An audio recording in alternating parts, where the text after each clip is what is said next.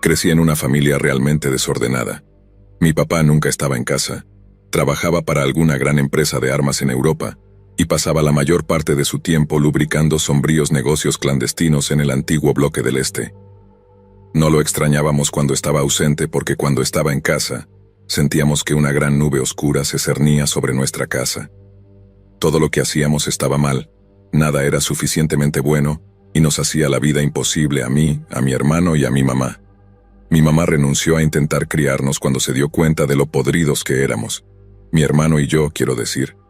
Pasaba la mayor parte de sus días bebiendo o drogada con Valium, y solo salía de su habitación cuando nosotros estábamos siendo demasiado molestos y ruidosos.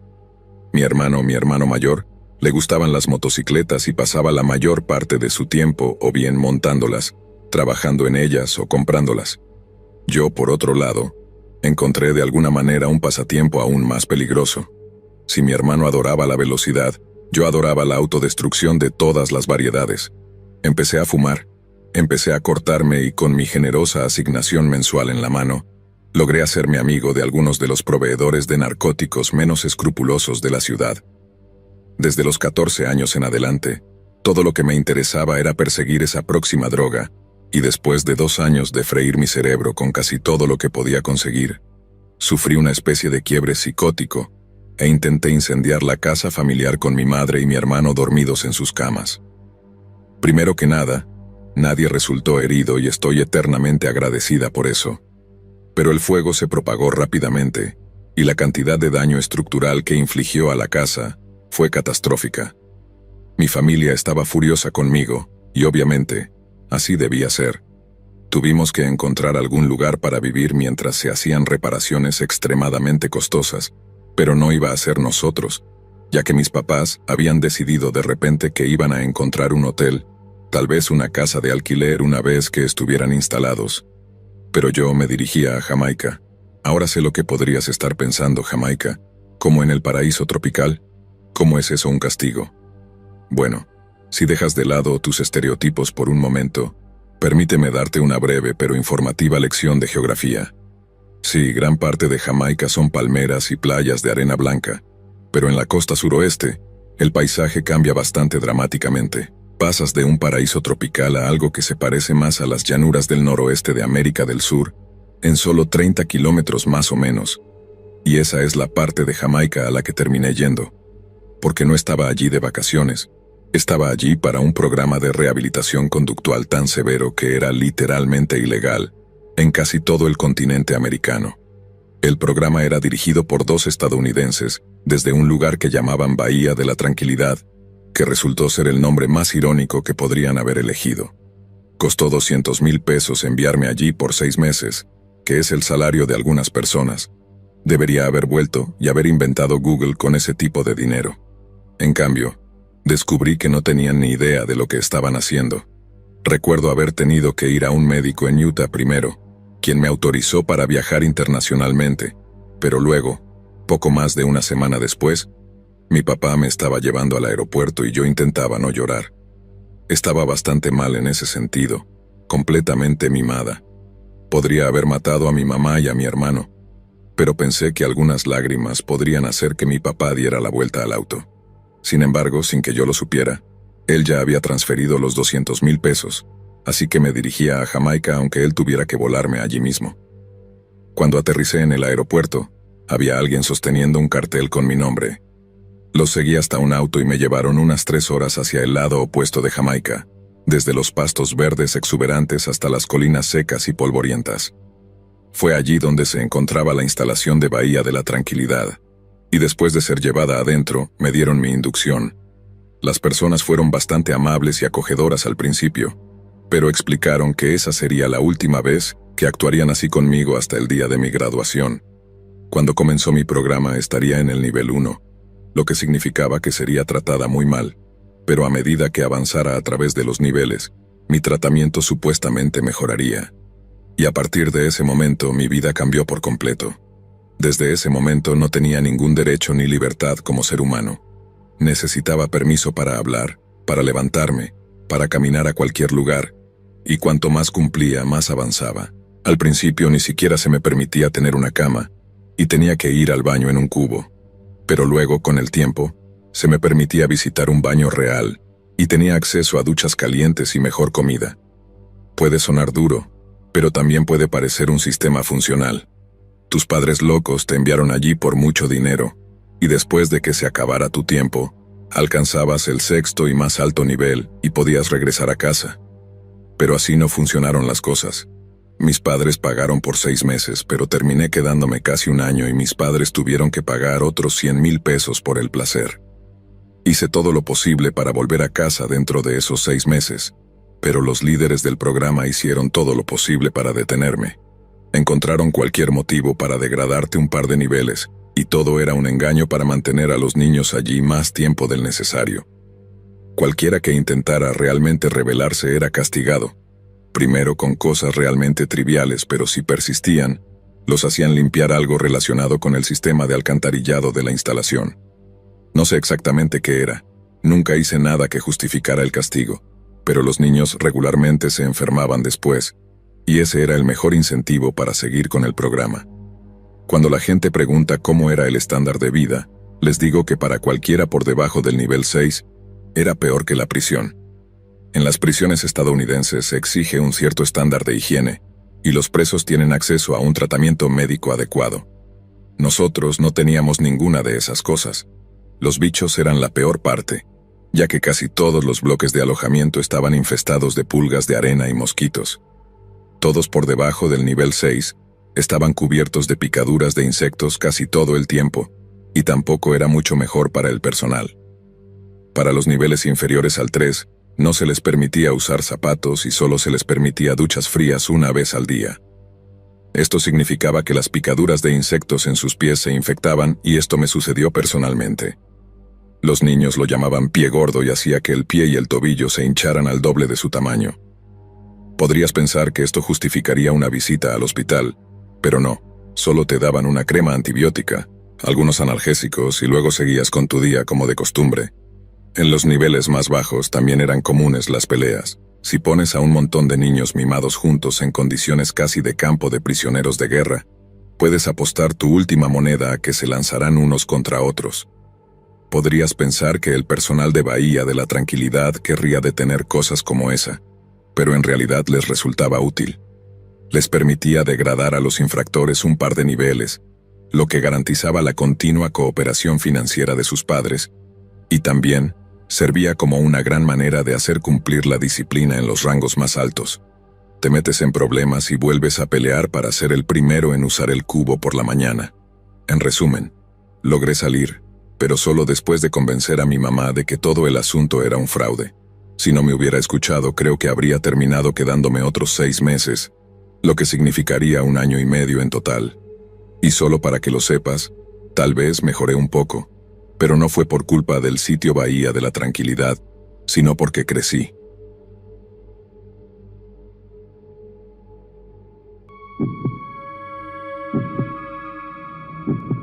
Hace unas semanas estaba trabajando como miembro del personal de utilidades en nuestra unidad de máxima seguridad de nuestra prisión. Estas 2 unidades son completamente nuevas y están separadas del resto de la prisión.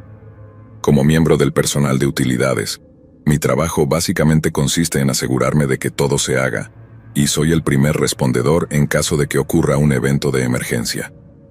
Si miras la otra historia que escribí aquí antes, mencioné a otro miembro del personal con el que trabajé, y que me ayudó en la emergencia que manejamos. Su nombre es Derek, y desde entonces ha sido ascendido a sargento de esta unidad. Derek y yo teníamos una especie de sexto sentido, por así decirlo. Las tensiones estaban altas en la unidad 1 y lo sentimos toda la semana. Con estos pensamientos en mente, la administración superior, incluido el director de la prisión, programó que toda la unidad 1 fuera registrada celda por celda, en un esfuerzo por descartar algún contrabando. Para aquellos no iniciados, el contrabando son los artículos que los reclusos no están permitidos tener. Estos artículos varían en gravedad, pero unánimemente decimos que los artículos más importantes son armas, drogas, hooch, alcohol casero y teléfonos celulares. Sé lo que estás pensando y sí, pueden conseguir esos artículos o fabricarlos en la prisión. El momento es a las 10:30 a.m., y esto generalmente se designa como nuestra primera hora de conteo durante nuestro turno. Mientras estábamos realizando estos registros masivos, el resto de la institución estaba contando a sus internos. Yo mismo estaba ayudando al equipo de búsqueda con cualquier cosa que necesitaran para ayudar con los registros. Suponíamos que algo podría suceder en cualquier momento. Sin embargo, aunque estábamos en lo correcto en nuestra suposición, lamentablemente estábamos equivocados acerca de la unidad. Los eventos sucedieron aproximadamente a las 10:40 a.m. Escuché una llamada por radio desde la unidad 2. Tenemos 3 reclusos intoxicados en una celda aquí, dijo el oficial. Esto realmente me llamó la atención, ya que solo hay 2 reclusos por celda. Miré hacia abajo a Derek desde uno de los barandales del nivel superior, y luego el sargento de la unidad 2 se puso en la radio y dijo: «Estaré allí en un minuto». El protocolo para internos incorrectos en celdas es sacar al interno de la celda y ponerlo en detención, un protocolo que supuse que el sargento de la 2A estaba siguiendo, y estaba en lo correcto. El siguiente tráfico de radio fue algo que no me esperaba, y siendo honesto, sucedió muy rápido. Cuando el sargento de la unidad 2 llegó a la 2A, pidió que se abriera la puerta por radio seguido de: «Sargento Derek, necesito personal adicional aquí». Esto se dijo con voz tranquila, así que no sonó ninguna alarma en mi cabeza, y empecé a moverme de la unidad 1A, y salí del edificio de la unidad 1 hacia el edificio de la unidad 2. Ni siquiera cuando salí completamente del edificio de la unidad 1 escuché el tráfico de radio más impactante que creo que he escuchado en mis casi 5 años de servicio. Necesitamos todo el personal disponible. Agresión al personal, agresión al personal.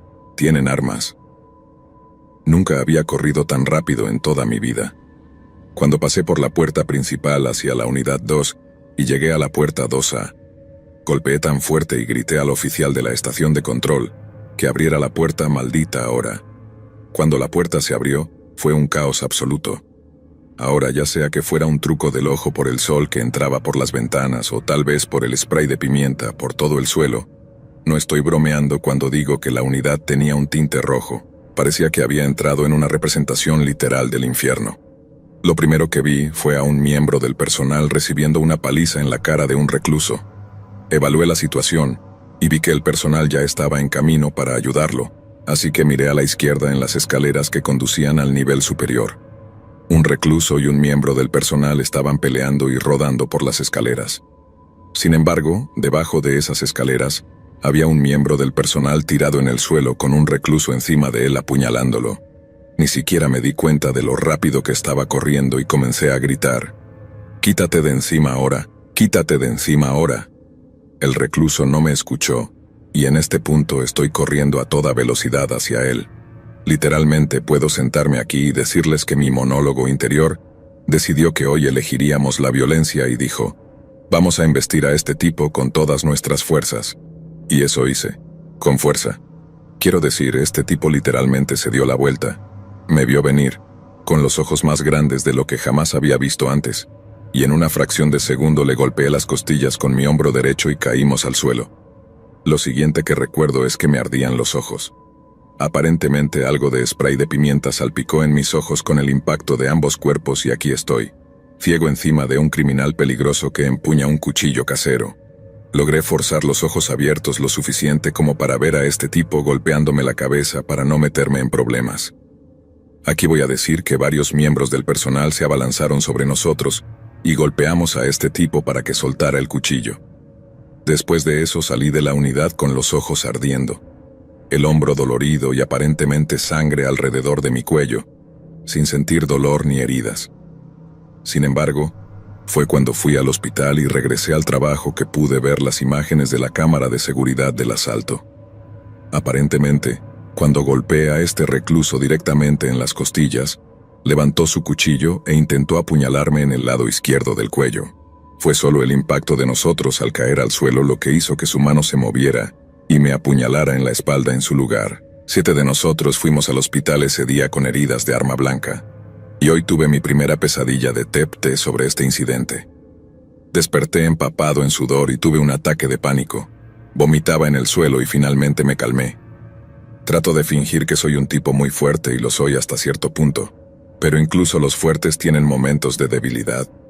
Mientras estoy aquí acostado en la cama y comparto esta historia con todos los que la leen o la escuchan, por favor, abracen a sus seres queridos con fuerza cuando los vean. Nunca sabes cuándo la muerte golpeará.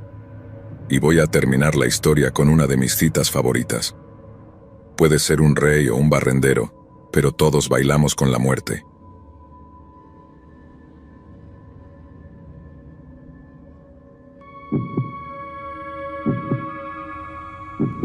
Segador crecí en los suburbios de Atlanta, en Sandy Springs, que está a unos 10 o 11 kilómetros al norte del centro de la ciudad.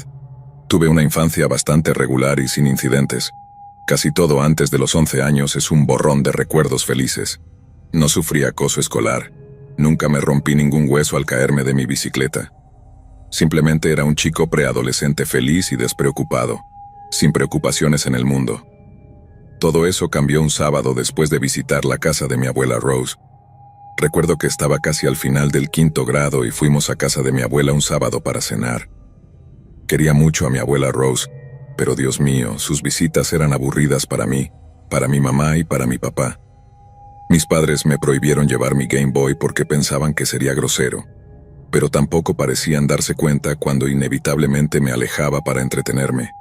Normalmente, simplemente me perdía explorando su casa y esperaba hasta que la cena estuviera lista. Pero en este sábado en particular tenía hambre. Fui a preguntarle a mi abuela cuánto faltaba para la cena y sentí que se me hundía el corazón cuando la escuché decir: «Al menos otra hora, cariño». Entré en la cocina, fuera de la vista de mis padres y de mi abuela, y miré por la ventanita del horno para ver qué estábamos cocinando. Creo que era algún tipo de asado o algún otro tipo de plato. Solo recuerdo verlo chisporroteando y querer acelerar el proceso. Así que, el tonto de mí, de 11 años, decide subir el fuego. No era tan tonto como para subir el dial y luego irme. Me quedé en la cocina, vigilando la comida mientras se iba poniendo más dorada. Eventualmente empecé a oler un ligero quemado, pero aún olía bien y la comida no se había puesto negra ni nada. Así que volví a lo que estaba haciendo, y pensé que volvería a comprobarlo en unos minutos. No sé si algo me distrajo un poco demasiado tiempo o si la temperatura de la comida de repente fue tal que se incendió, pero lo siguiente que recuerdo es ver salir humo negro del horno, así que entré en pánico. Corrí a la sala de estar. Le dije a mi abuela que algo se estaba quemando, así que se levantó y me siguió hasta la cocina. Corrí hacia el horno, señalé el humo negro, y vi cómo la expresión de mi abuela cambió repentinamente y drásticamente. Sabía que me metería en problemas si descubrían que había arruinado la cena, pero la forma en que mi abuela empezó a actuar me asustó realmente. Nunca la había visto parecer, no sé, no enojada, pero horrorizada. Y como no sabía lo que estaba sintiendo, asumí lo peor, y pensé que mi dulce abuelita estaba a punto de explotar conmigo. Pero no lo hizo. Y apenas puedo describir los sentimientos de miedo y confusión que sentí cuando de repente se acostó en el suelo de la cocina y se acurrucó en una bola. Recuerdo cómo tenía los ojos muy abiertos, mirando hacia la nada, mientras susurraba algo que no pude oír. Solo hubo unos momentos de esa confusión antes de que mis padres aparecieran en la cocina. Mi papá pasó por encima de mi abuela para ocuparse de la comida quemada, mientras mi mamá se arrodillaba al lado de mi abuela y le preguntaba: «Mamá, ¿estás bien?». No tenía ni idea de lo que estaba pasando. Solo sabía que de alguna manera yo lo había causado todo quemando la cena y me sentía terrible. Mi papá me llevó a casa, estaba furioso conmigo, pero yo también estaba bastante enojado conmigo mismo. Todo lo que quería era cenar un poco más fácil y ahora tendría suerte si conseguía un sándwich de mantequilla de maní y mermelada, después de ser desterrado a mi habitación por darle un ataque al corazón a mi abuela. Honestamente, eso es lo que pensé que era al principio. Y aunque mi papá dijo que no fue un ataque al corazón, todavía tenía este terrible presentimiento de que había sucedido algo igualmente terrible, algo que era toda mi culpa. Mi papá se quedó en casa después de que subí a mi habitación y me acosté bajo las mantas llorando, mientras mi mamá se quedaba con mi abuela para asegurarse de que estuviera bien. Ella regresó a casa más tarde esa noche. Para ese momento ya era mucho más tarde de mi hora de dormir, pero aún así me despertaron. Se sentaron en mi cama y tuvieron una pequeña charla conmigo. No les contaré todo lo que me dijeron, o esto tomaría horas escribirlo. Pero en resumen, mi abuela había sobrevivido a la Segunda Guerra Mundial. Mis padres me dieron una lección completa de historia allí mismo, en la cama, y explicaron por qué el olor de la comida quemada había afectado tanto a mi abuela. Recuerdo estar absolutamente horrorizado durante todo el proceso. No podía creer que la gente pudiera ser tan mala entre sí por algo tan pequeño y arbitrario. Y me destrozó pensar que mi propio egoísmo había traído de vuelta recuerdos tan horribles a mi abuela, quien había escapado de un lugar llamado Sore, en la década de 1940. Se mudó a Estados Unidos cuando terminó la guerra, conoció a mi abuelo, y el resto es historia, supongo. Mis padres pensaron que lo mejor era ser honestos conmigo, probablemente habiendo realizado que mi miedo a lo desconocido dolería más que la cruda verdad. Supongo que, en retrospectiva, fue lo mejor que pudieron hacer, pero aún así me afectó tanto que apenas pude dormir esa noche. Llamé a mi abuela al día siguiente para disculparme por asustarla, y le dije que mis padres me habían explicado todo por lo que había pasado. Obviamente, ella no quería que yo lo supiera, y supongo que mis padres estuvieron de acuerdo en protegerme de esa fea verdad. Supongo que es como muchas cosas con los niños. Quieres mantenerlos lo más inocentes posible hasta que sea absolutamente necesario, y luego solo esperas que estén preparados para lidiar con ello. Para ser sincero, ni siquiera sabía que era judío, o al menos tenía ascendencia judía. Mi mamá no practicaba su religión y a sus padres no les importaba si se casaba con alguien que tampoco lo hiciera. No es que se avergonzara de su herencia ni nada por el estilo. Simplemente aprendió que muchas de las festividades judías traían recuerdos horribles a mi abuela, así que nuestro hogar se convirtió en una especie de refugio para ella. No soy una persona religiosa yo mismo. Ninguna de esas cosas realmente me interesa, pero al igual que mi mamá, todavía tengo reverencia por aquellos que vinieron antes, o como los llamaba mi abuela, los sobrevivientes.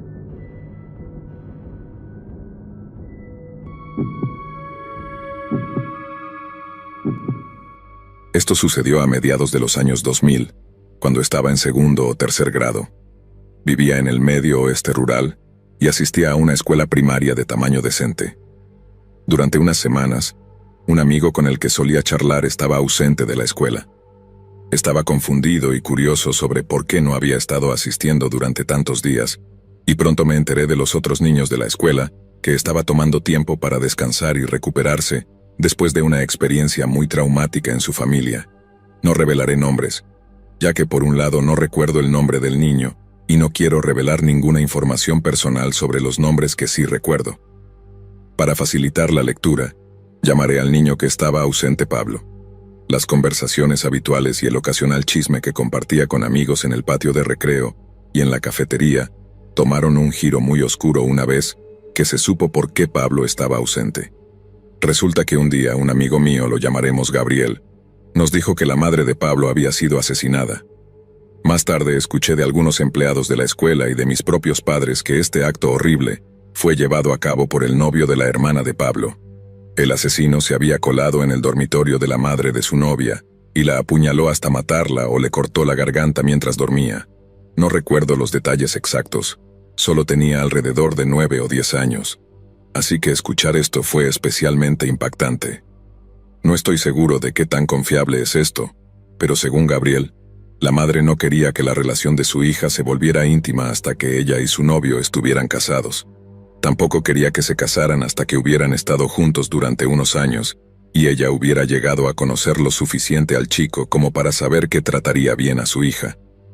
El novio de la hermana estaba furioso por esto, y creía que la mejor manera de conseguir lo que quería sería eliminar lo que él veía como un obstáculo. Me sentí asqueado y perturbado por un movimiento tan egoísta, patético y espeluznante.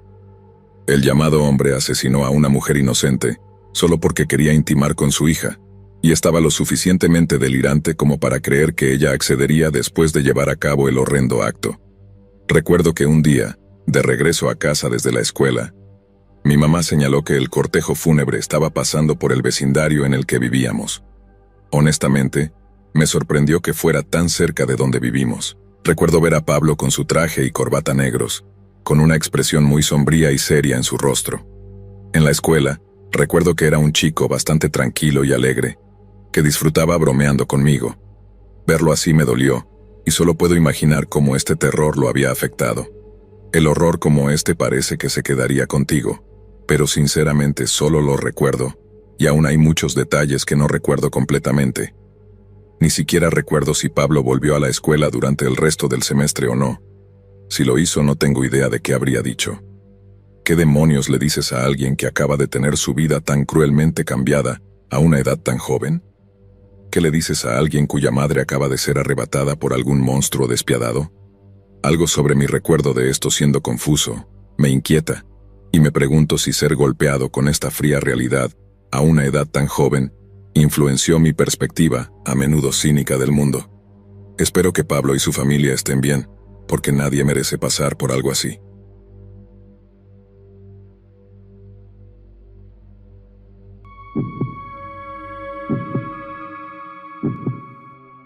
Esto sucedió hace años, cuando conseguí mi primer trabajo real. No le di mucha importancia, pensé que era inofensivo, que podría encontrar gente en todo el país para charlar, aprender sobre otras culturas, ya sabes, todo ese tipo de cosas. No daría información personal sobre mí, ni número de teléfono, dirección, ni nada por el estilo. No era estúpida. A lo que me refiero es a tener un amigo por correspondencia. Verás, estaba aburrida, no tenía amigos en mi ciudad, todos mis amigos estaban en mi ciudad natal, y quería llenar el tiempo y la soledad hablando con gente. Había escuchado sobre estos sitios web para conocer amigos por correspondencia de todo el mundo. Hice un perfil simple, indicando qué tipo de amigos estaba interesada en hacer, solo cosas básicas. Después de un mes recibí un mensaje de un hombre. No recuerdo sus palabras exactas, pero básicamente decía: «Hola, encontré tu perfil y estoy muy interesado en ser amigos». Luego dijo que vivía en el mismo estado que yo, aunque tenía 58 años. Parecía muy tranquilo. Lo siento, sé que tal vez fue grosero ser snob con alguien de mi estado que me contactaba, pero educadamente dije en mi perfil que estaba tratando de encontrar algunos amigos por correspondencia fuera de México. Respondí cortésmente a algunos de sus mensajes por un tiempo. Descubrí que vivía en la misma ciudad que yo. Ve que te gusta el anime. Me encanta el anime, también veo que has estado en Japón. Yo también he estado en Japón. ¿Vas a convenciones de anime? Tal vez podríamos ir juntos a la próxima convención que venga a la ciudad. Me sentí un poco incómoda.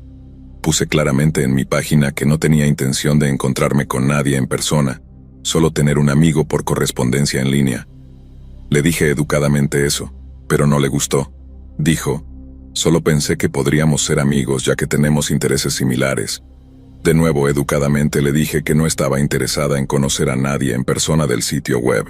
Pretendió estar bien con eso, y volvió a divagar sobre sus intereses.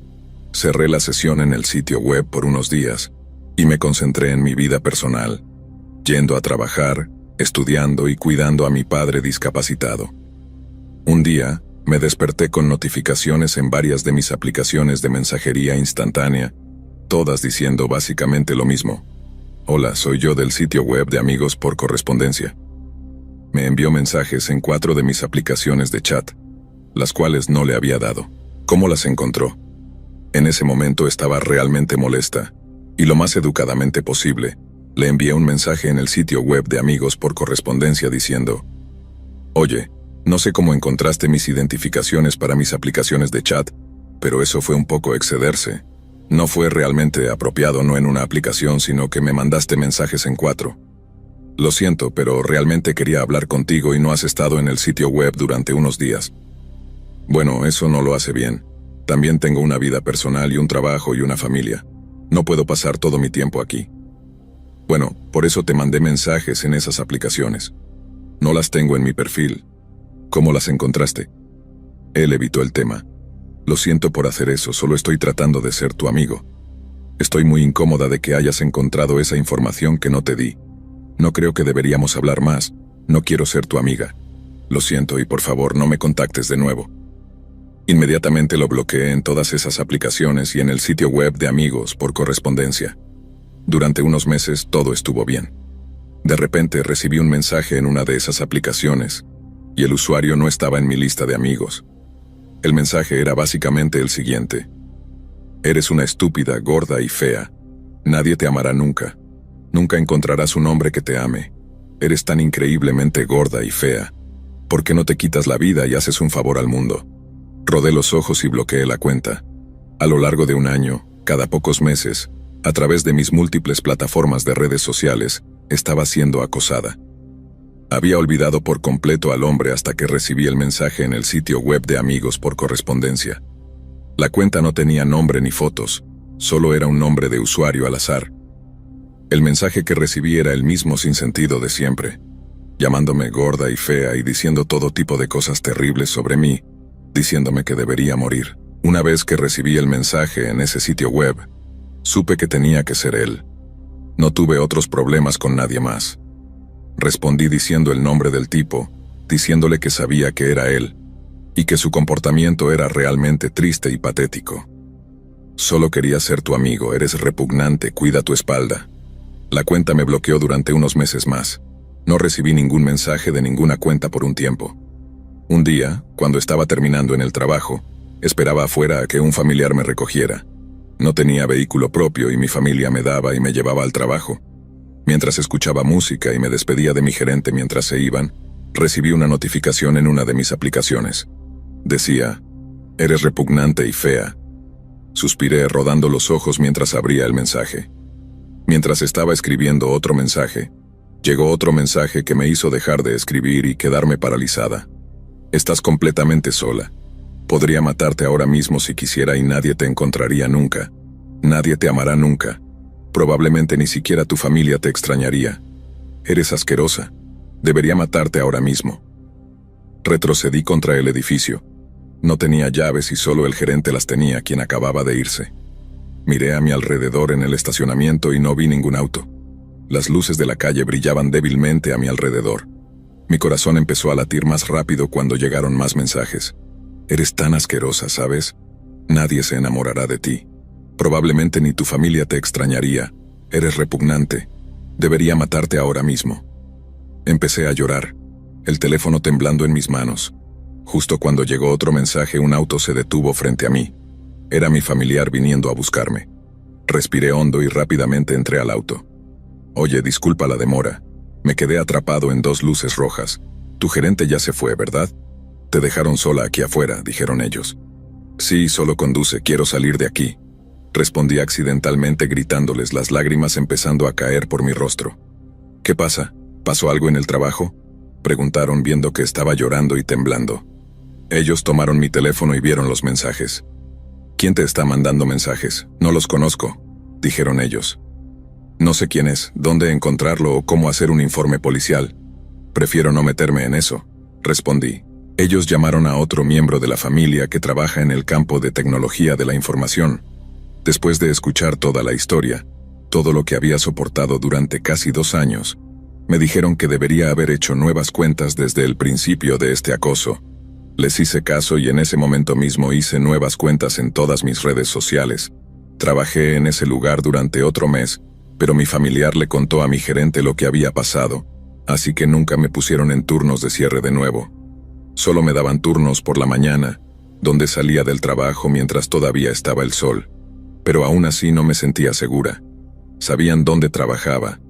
Mi gerente entendió cuando renuncié y todo el acoso se detuvo. Hasta el día de hoy, no he recibido más mensajes de odio, y ahora estoy casada. Todavía vivo en la ciudad, y ya no vivo en ese vecindario. Me siento cómoda y no siento miedo de que esta persona me encuentre, y me aceche de nuevo. Pero incluso ahora, cada vez que recibo un mensaje aleatorio de alguien que no está en mi lista de amigos, mi corazón late un poco más rápido.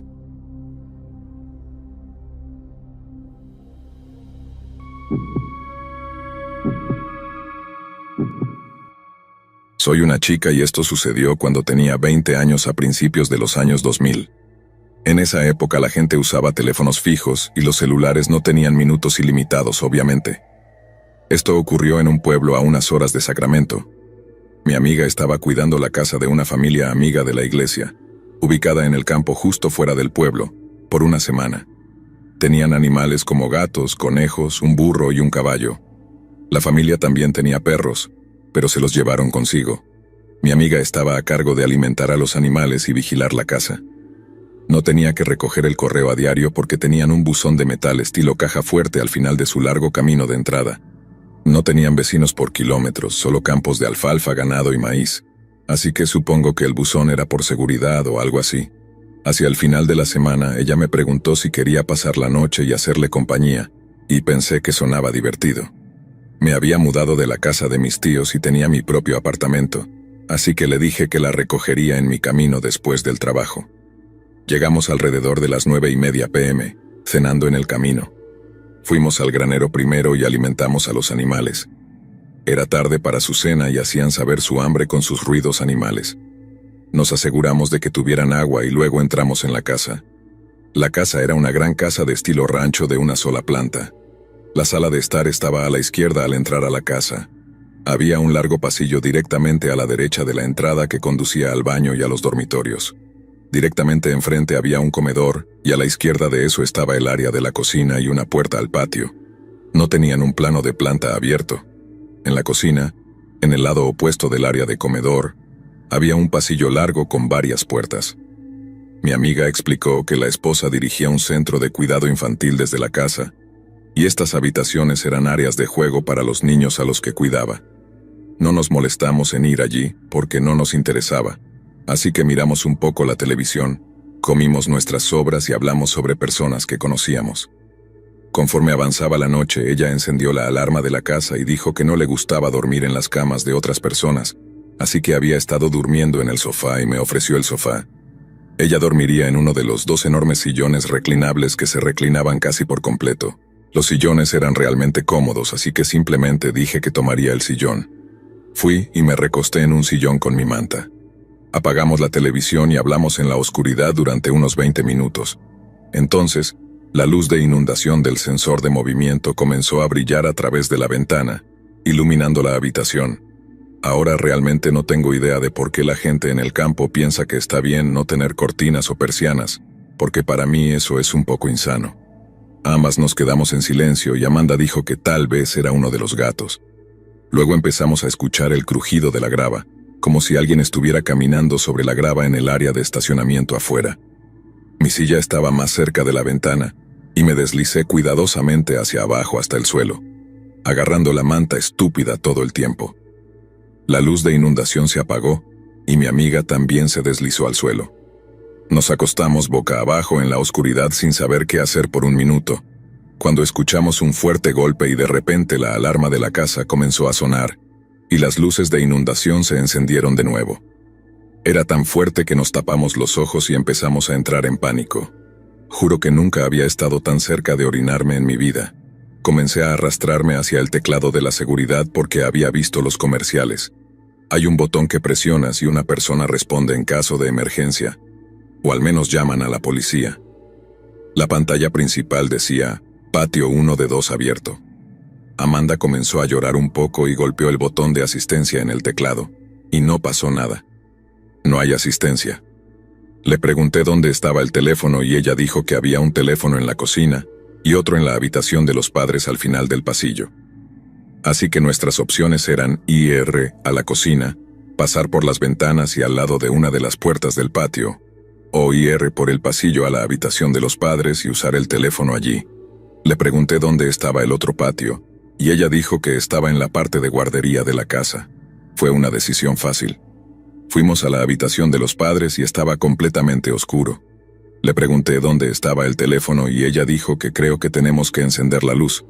Realmente no quería encender la luz, pero no tenía opción. No tenía una linterna y no llevé mi celular porque tenía minutos limitados. Era una época más simple y Amanda ni siquiera tenía su propio celular hasta después de que esto sucedió. Encendió la luz y empezamos a buscar en la habitación. No solo estas personas no tenían cortinas en ninguna ventana, sino que ni siquiera tenían puertas de armario. Vimos un palo de golf apoyado contra la pared junto a la cama. Probablemente lo tenían en lugar de un bate de béisbol, que es lo que tenía al lado de mi cama en casa.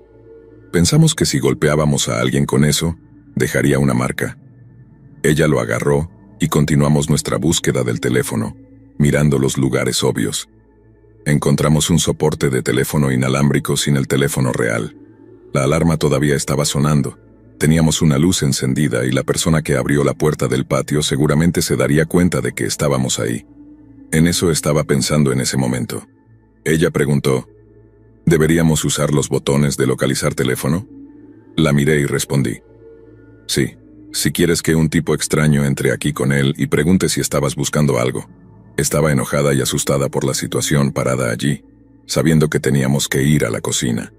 La alarma de la casa se detuvo. Se hizo un silencio total. Si has vivido en el campo sabes de lo que estoy hablando. No hay otro palo de golf para que lo agarre, así que la hago IR primero, encendiendo todas las luces y manteniendo cerradas las puertas que pasamos en el pasillo. Volvimos a verificar el panel de seguridad y todavía dice patio abierto. Presionamos el botón de llamada y aún no funciona. Verificamos que la puerta principal esté cerrada con llave y nos dirigimos a la cocina. Le digo que tenemos que revisar el patio cerca de la cocina. Y agarro un cuchillo grande que ni siquiera está cerca de estar afilado en la cocina. Revisamos la puerta del patio cerca de la cocina y está cerrada con llave.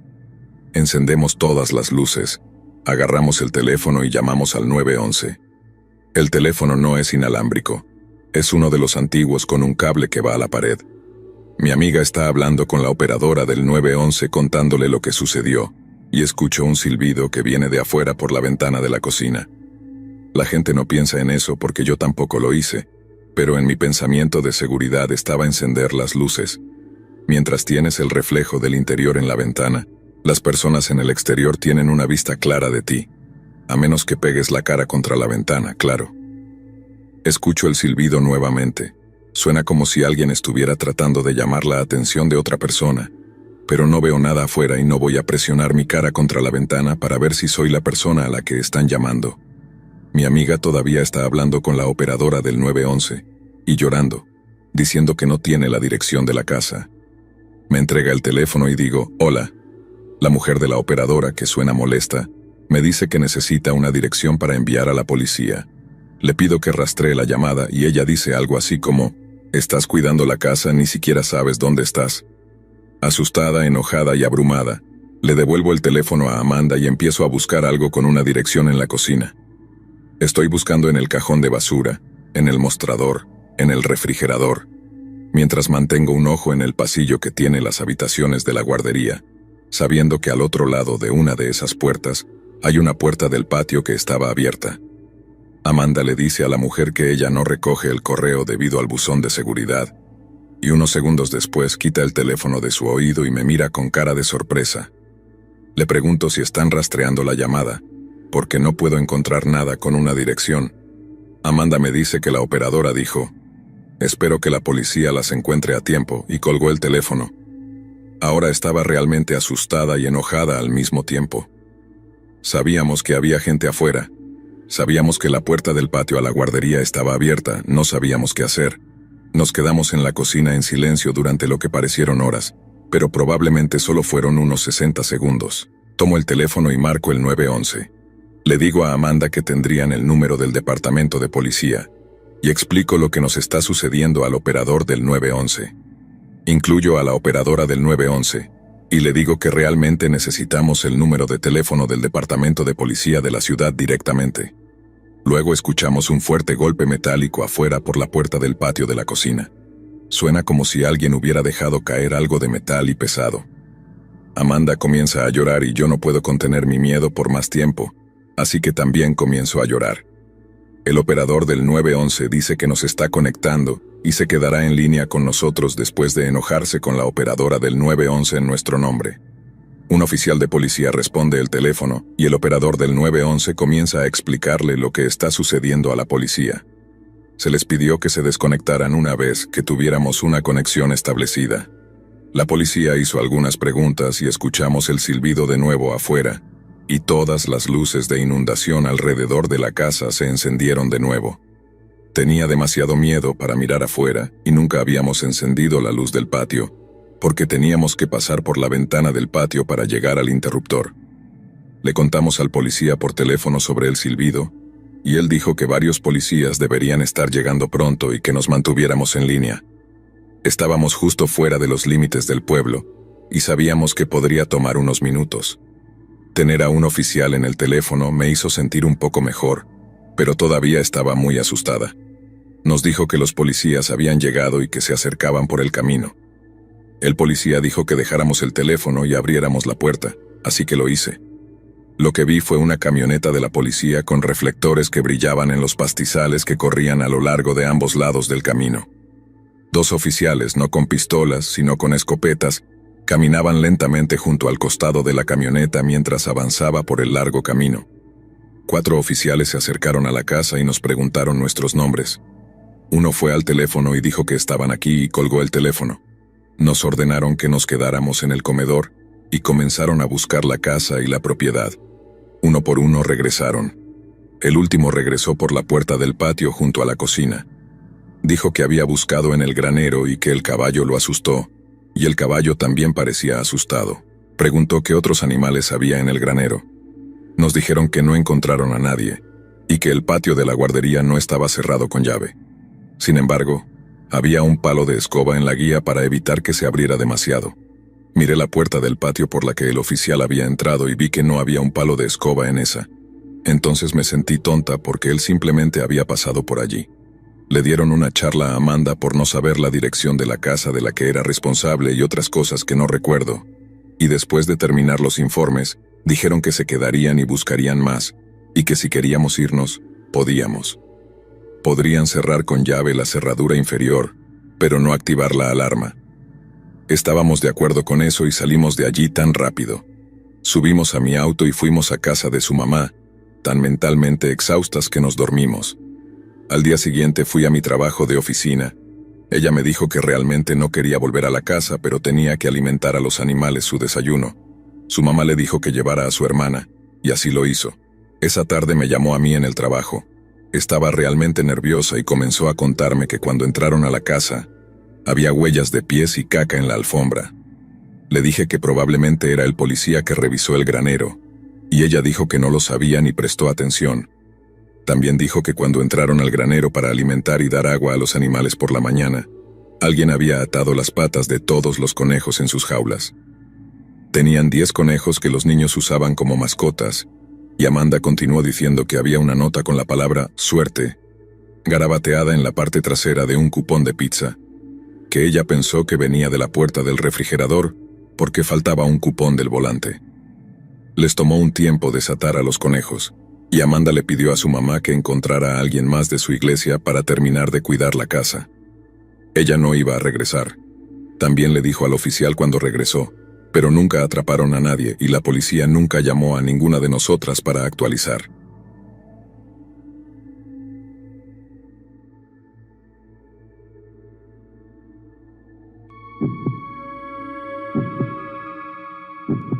Este es un relato que solo recientemente desbloqueé en mi memoria.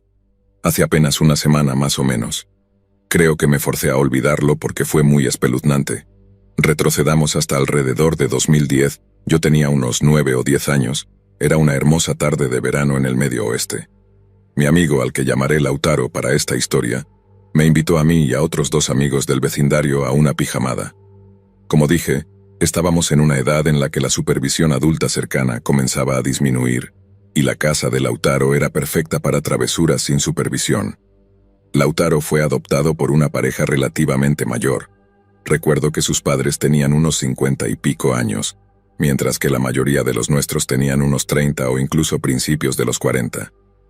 Su padre quedó paralítico de las piernas mientras servía en la guerra del Golfo y requería cuidadores, y su mamá era algún tipo de ejecutiva de negocios que no estaba en la ciudad muy seguido.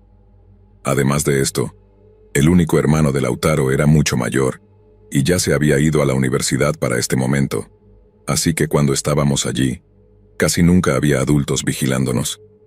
No hacíamos nada malo, solo las típicas tonterías estúpidas que se te ocurrirían a los niños en esa época.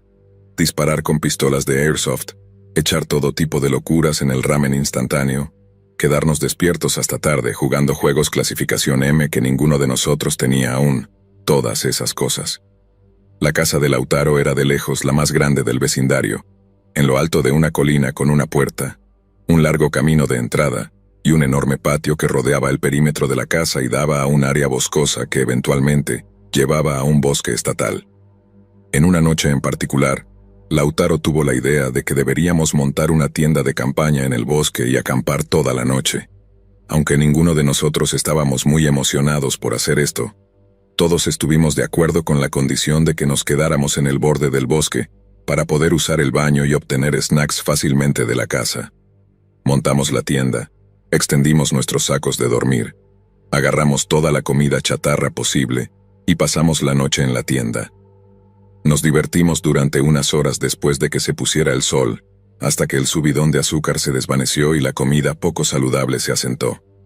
Uno por uno empezamos a quedarnos dormidos. Yo era usualmente el primero en dormirme en las pijamadas, y esta noche no fue diferente. Sin embargo, este sueño no duró mucho. Me despertó alguien sacudiéndome en la oscuridad total, y cuando mis ojos se adaptaron, el rostro preocupado de mi amigo cobró forma. Antes de que pudiera reprenderlo por despertarme, me susurró: ¿escuchas eso? Me senté y escuché cuidadosamente hasta que oí el ruido al que se refería. Otro de mis amigos también estaba despierto. Era un silbido. Alguien en el bosque estaba silbando. Cada silbido era largo y jadeante, seguido de otro de la misma manera. Incluso escribir sobre esto ahora me pone los pelos de punta. No estaba tan cerca, pero tampoco tan lejos. Estoy seguro de que mi expresión se transformó en horror cuando mi otro amigo despertó al último amigo. Nos quedamos todos en silencio y escuchamos durante un minuto para tratar de determinar la dirección del silbido. Podría haber venido de la casa. Tal vez uno de los cuidadores del papá de Lautaro decidió quedarse a pasar la noche, lo cual no solía suceder, pero no tomó mucho tiempo darse cuenta de que el silbido venía del bosque. Y no solo eso, se estaba acercando. Con eso, salimos de allí. Probablemente nos llevó 15 segundos ponernos los zapatos y correr al porche delantero. Dejamos todo allí: nuestros snacks, almohadas, sacos de dormir, Nintendo DS. No nos atrevimos a volver. Bajo la luz de su camino fuertemente iluminado, que era básicamente un mini estacionamiento, todos ganamos una confianza renovada en ese momento. Nos convencimos a nosotros mismos de que no teníamos miedo, así que sacamos nuestras pistolas de airsoft del garaje y comenzamos a hablar basura y a disparar hacia el bosque, básicamente tratando de intimidar o dispararle a quien quiera que estuviera allí. Mientras gritábamos como un montón de idiotas, no pudimos escuchar nada. Pero en algún momento, cuando nos calmamos, escuchamos atentamente y no escuchamos nada. Satisfechos nos fuimos a dormir en el piso de la sala de estar después de jugar un poco a la caja de cerilla. Aunque esa experiencia fue espeluznante, lo que fue realmente aterrador fue lo que sucedió a la mañana siguiente. Todos nos despertamos y comenzamos a hablar sobre lo espeluznante que fue todo lo que sucedió anoche, y bajo la luz del día, fuimos caminando hasta la tienda. A medida que nos acercábamos, notamos algo extraño en la tienda. Estaba completamente destrozada. La lona de lluvia había sido casi arrancada y parecía que una esquina de la tienda había sido aplastada, como si alguien hubiera roto uno de los postes. Sí, nos fuimos apresuradamente, pero era difícil creer que 4 niños de 10 años pudieran hacer tanto daño en tan poco tiempo.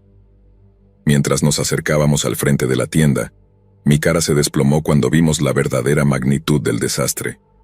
Todo dentro estaba completamente destrozado. Nuestros snacks habían sido tirados y pisoteados. Varios de los sacos de dormir y almohadas habían sido arrojados al bosque. El DS de Lautaro estaba partido por la mitad, y lo peor de todo, uno de los lados de la tienda tenía cortes a lo largo de todo el costado, como si algún loco hubiera tenido un frenesí de apuñalamientos cuando se dio cuenta de que no había nadie adentro. Todos nosotros dijimos sorprendentemente poco al respecto, a pesar de toda la bravuconería que habíamos tenido presumiendo de cómo ahuyentamos a quien fuera que estuviera en el bosque la noche anterior y esa misma mañana. Los 4 de nosotros recogimos la tienda. Recogimos lo que pudimos, lo llevamos de vuelta a la casa y nuestros otros 2 amigos se subieron a nuestras bicicletas y se fueron a casa. Nadie mencionó nada a sus padres, en parte por miedo a meterse en problemas y en parte para restarle importancia a lo que acababa de suceder. La familia de Lautaro nunca habría vuelto a usar esa tienda de todos modos, y estoy seguro de que él simplemente convenció a sus padres de comprarle un nuevo DS, y dijo que lo perdió después de la pijamada. Todos nos separamos naturalmente como amigos. Fue al final de nuestro verano de 5º grado, y Lautaro terminó yendo a una escuela secundaria privada, mientras que el resto de nosotros fuimos a una pública, donde nos separamos en diferentes grupos. Nunca pensé en el incidente de nuevo hasta que me encontré con uno de los otros amigos allí recientemente cuando estaba de regreso en mi ciudad natal visitando a la familia. Después de ponernos al día intercambiamos números y recientemente, después de ver un hilo de Reddit sobre el envío de tus propias historias de miedo, todos estos recuerdos vinieron a mí de golpe. Le mandé un mensaje de texto preguntándole si recordaba esa noche, y me llamó inmediatamente después y básicamente me contó cada detalle exactamente como lo recordaba. Inmediatamente después, pasé la última media hora escribiendo todo esto en mi teléfono. Si hay algo que aprender de esto es que siempre debes confiar en ese instinto visceral que tienes cuando algo parece extraño, porque si parece, probablemente lo sea.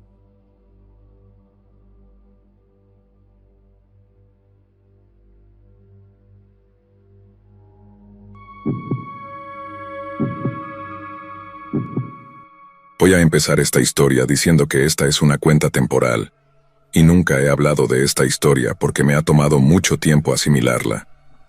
Mi historia no es una de las que amenazan la vida, como las otras que hay aquí, pero sentí la necesidad de desahogarme.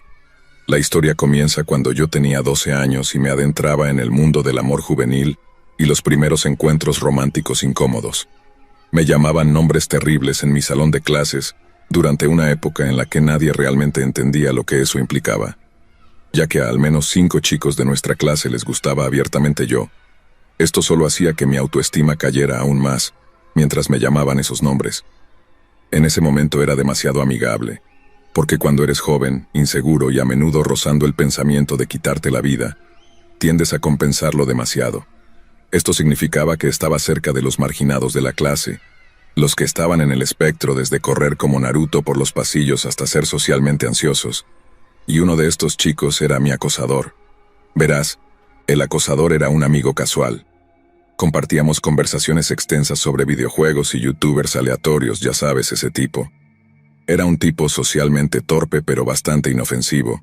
Simplemente tenía estas tendencias de neckbeard que estaban ocultas detrás del hecho de que era un chico generalmente bien arreglado. En el último día de clases me confesó que se sentía atraído por mí y me preguntó si estaría abierta a salir con él. Me sentí mal por él y con esa lástima simplemente dije que sí. El complejo de niña buena que tenía estaba tomando el control completo, incluso si cada centímetro de mi cerebro decía que no. Fue casual y incómodo. Lo traté como una amistad con compromiso.